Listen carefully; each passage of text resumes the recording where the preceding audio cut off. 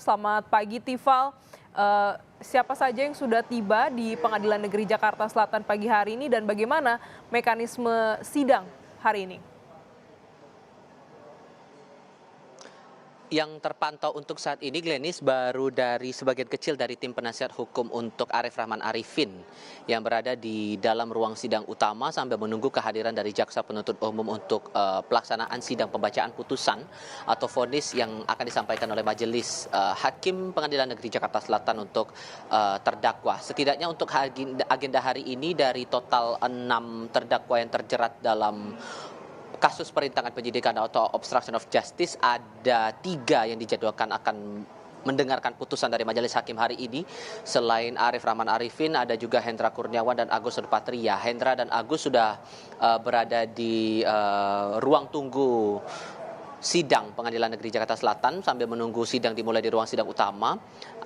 Nantinya siapa yang bakal mendapat giliran pertama ini masih harus menunggu kesiapan dari berbagai pihak yang akan bersidang hari ini. Tapi setidaknya saya pantau di dalam ruang sidang utama baru sebagian kecil dari tim penasihat hukum Arif Rahman Arifin dan belum terlihat ada tanda-tanda dari tim penasihat hukum bagi 2 terdakwa lainnya, dalam hal ini Hendrio Sodiningrat untuk terdakwa Hendra Kurniawan dan Agus Nurpatria. Ini belum terlihat tanda-tanda sampai dengan sekarang.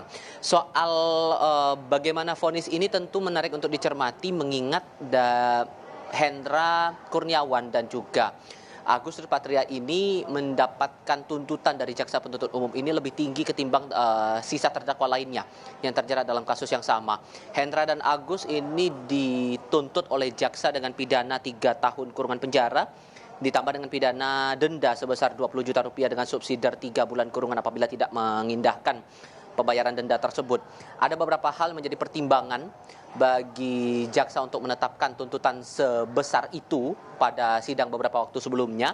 Untuk Hendra Kurniawan disebutkan poin-poin memberatkan ini sehubungan dengan posisinya sebagai perwira Polri yang seharusnya yang punya berpengalaman puluhan tahun di institusi bisa lebih memahami dan mengetahui segala tindakan seorang polisi terkait dengan peristiwa tindak pidana.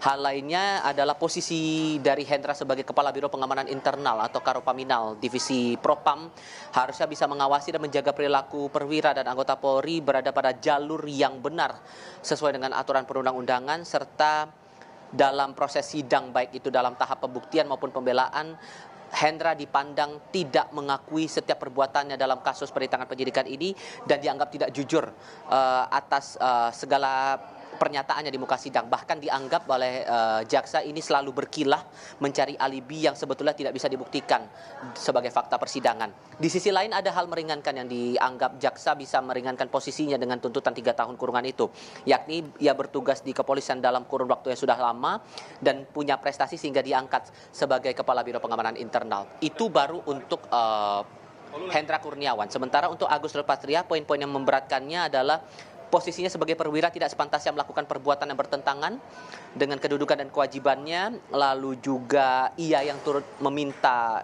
Irfan Widianto, terdakwa dalam kasus yang sama, mengamankan CCTV tanpa surat perintah yang sah, serta tindakan terdakwa ini mencoreng institusi Polri.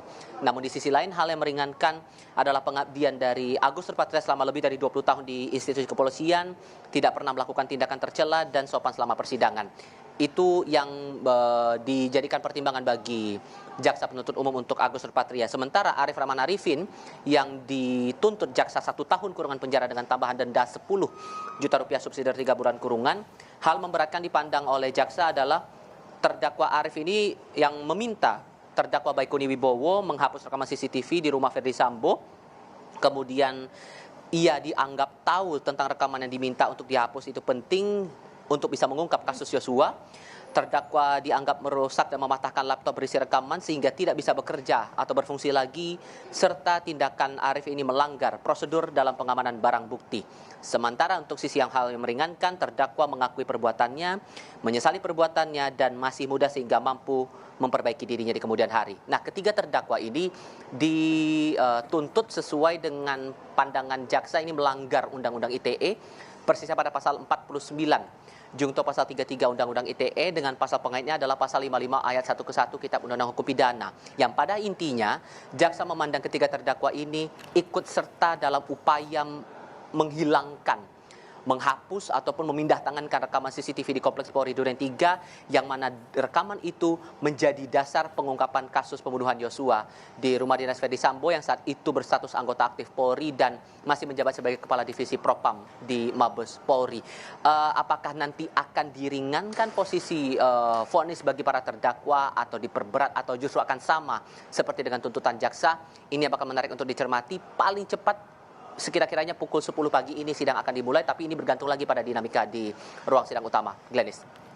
Baik, terima kasih jurnalis Kompas TV Tifal Solesa. Nanti kami update kembali bagaimana situasi terkini jelang vonis untuk kasus perintangan penyidikan pada pagi hari ini.